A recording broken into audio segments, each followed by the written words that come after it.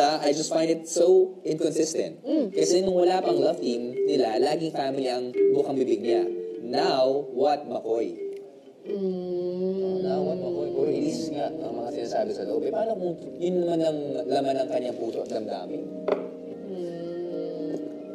Pero, kasi, iba yung ano ni McCoy, iniisip niya nung umpisa, baka hindi lang siya makadiskarte dahil may mga unfinished business pa si Elise sa outside world. Ngayon na lagi sila kasama, di ba, sa Provinciano, sa mga mall tours, sa mga events, saka kahit behind the scenes, kung alam nyo lang talaga kung ano yung mga nakikita namin, kung ano yung nakikita ko, grabe ang bonding nila. Minsan, parang wala ng tao sa mundo. Silang dalawa lang.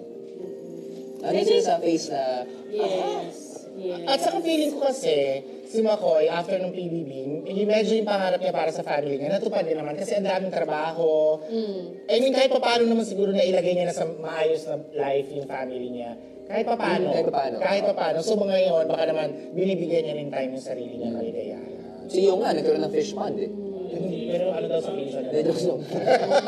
Pero ganun talaga, kapag housemate, naalala na may mga issue ganyan, you cannot please everyone. Siyempre, may iba na happy for McCoy dahil nakahanap siya ng love. Pero may iba na parang, uy, sobra naman, OA na, parang puro Elise na lang. So, ganun talaga ang buhay ng pagiging housemate. Hati talaga ang mga fan. Kung nga sabi ni Otap, baka... Tama si Otap doon actually. Yung family niya, nakita niya yung family na kay Elise na. Part of the family na, si Elise. Pero may may mga kailangan pa siyang suungin. Malalaman niya yan mamaya sa prime time. Suungin? Wow. Yes. May parang para kay McCoy, meron siyang hurdle pa na kailangan ma-prove pa niya yung sarili niya bago makapagsama sila or hindi pa daw kasi nga sila. Oo, basta mamaya sa prime time, mapapanood ninyo. Nakikita mo na kung malaking hurdle yun para sa akin. Sobrang laking hurdle yun kay McCoy. Oo. Ako nakagalan ako sa hurdle eh.